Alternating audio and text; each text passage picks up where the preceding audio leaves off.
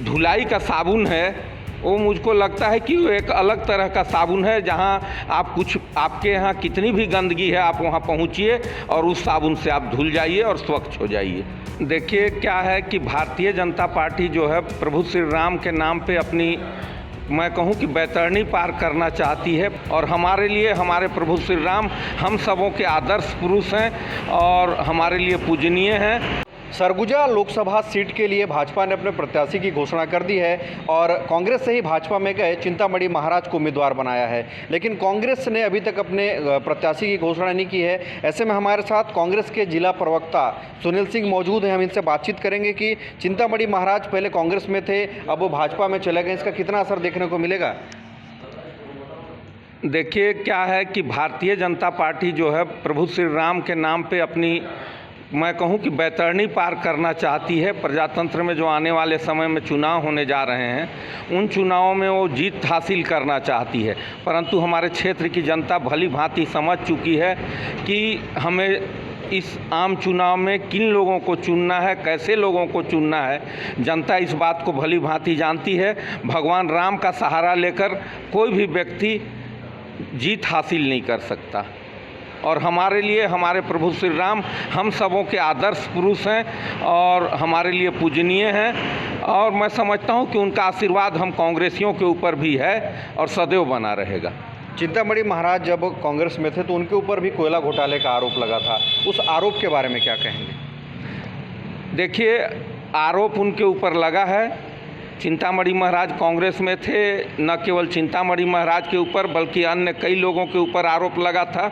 उस मामले में कोयला से संबंधित जो मामला है पूरा, उस मामले में जो FIR हुई है उसमें से उनका नाम हटा दिया गया है। भाजपा में चूंकि वो शामिल हो गए हैं इसलिए उनके दामन में लगे हुए दाग धुल गए हैं। तो ये तो आम पब्लिक या सारे हमारे देश के जो लोग हैं अब इस बात को समझने लगे हैं कि मोदी जी के पास जो धुलाई का साबुन है वो मुझको लगता है कि वो एक अलग तरह का साबुन है, जहां आपके यहाँ कितनी भी गंदगी है आप वहां पहुंचिए और उस साबुन से आप धुल जाइए और स्वच्छ हो जाइए।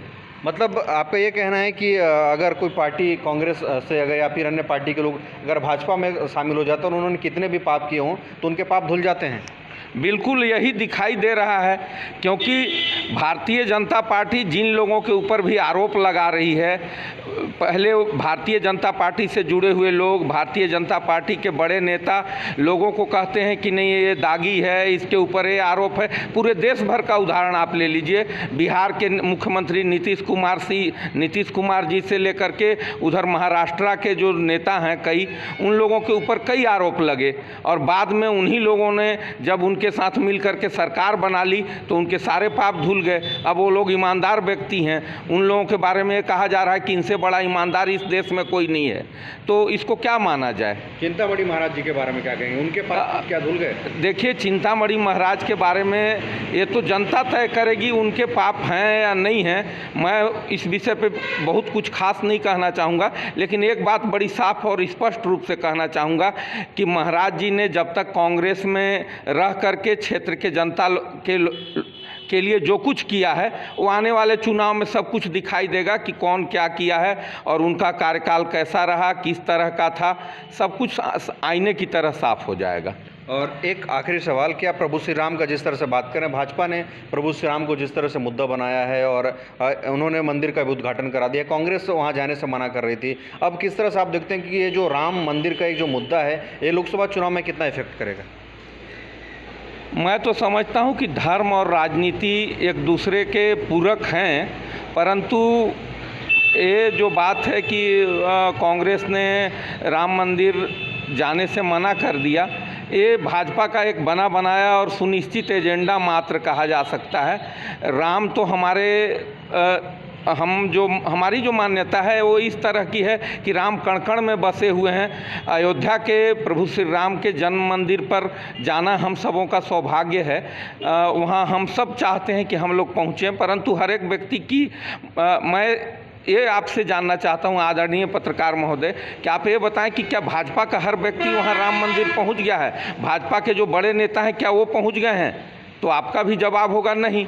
तो ऐसी दशा में अगर हम जैसे कार्यकर्ता या हमारे कुछ बड़े राजनेता हमारे राम मंदिर तक नहीं पहुंच पाए हैं, आज न कल हम सारे लोग जाएंगे, क्योंकि हमारी तो मान्यता है, हमारी अगाध आस्था है प्रभु श्री राम के ऊपर। तो मैं समझता हूं कि हम वहां तक जाएंगे, प्रभु श्री राम के हम दर्शन करेंगे। हमारे मन में भी इस बात की लालसा है और सारे लोग चाहते हैं, कौन नहीं चाहता इस देश में। तो ये थे हमारे साथ कांग्रेस के जिला प्रवक्ता सुनील सिंह, जिनका साफ तौर पर कहना है कि प्रभु श्री राम कण-कण में बसे हुए हैं। और इन्होंने साफ तौर पर एक बड़ी बात ये कही है कि आप किसी भी पार्टी में हो और आपने कितने भी ऐसे काम किए हों, लेकिन अगर आप भाजपा में चले जाते हैं तो आपके सारे पाप धुल जाते हैं। ऐसे में उनका ये कहना है कि लोकसभा चुनाव में जनता तय करेगी कि आखिर साथ वो किसका देती है, और यह तो अब तय हो पाएगा 7 मई को, जब यहाँ के चुनाव होंगे। अरुण कुमार सोनी, IBC 24, बलरामपुर।